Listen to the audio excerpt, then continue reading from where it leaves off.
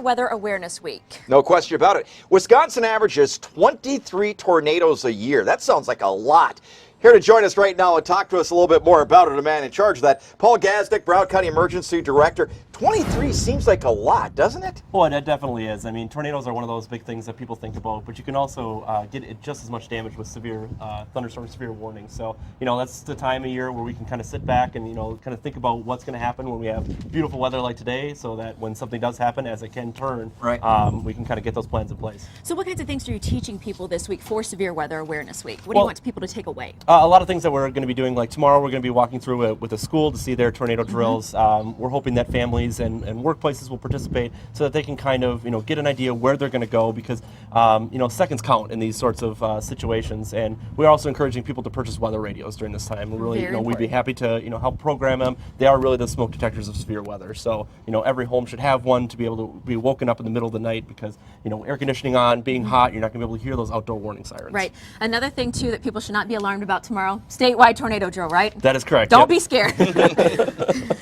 So that'll be happening tomorrow. We'll be going under a watch at around 1 p.m. And then the actual warning itself will go out at 1:45. It'll be issued by the National Weather Service. We will sound all 61 of our sirens here in Broward County. So we hope people heed the warning.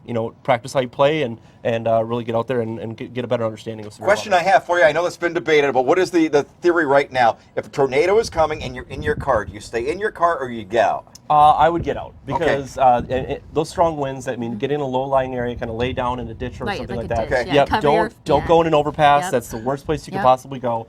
Get out of your car, low-lie ditch, get into kind of a lower area. And don't try to outrun it. That is correct. All right, so we got Cameron here. Cameron, you've been here 20 years doing this in this area. What kind of severe weather have you seen, and what do you want people to kind of take away from this week? I've seen all types of severe weather. Really, as we just mentioned here, this is the week to prepare for what is coming our way. We can get tornadoes and severe weather in April, but usually we peak as far as severe weather is concerned during the month of June, and I'll be talking more about that coming up in just a little bit. And once again, we really want to stress the tornado sirens are meant for being outside. That is correct, Not inside at night, with sleeping. your windows shut. Exactly. Yeah, absolutely. You want to have a weather radio, and it's all hazards weather radio. Okay. So you're going to get warnings about no matter where you go. Okay. You're also going to get, if there's hazards on the highway, you're going to get those alerts as well. So it's a very important tool. For $30 that you can pick something up.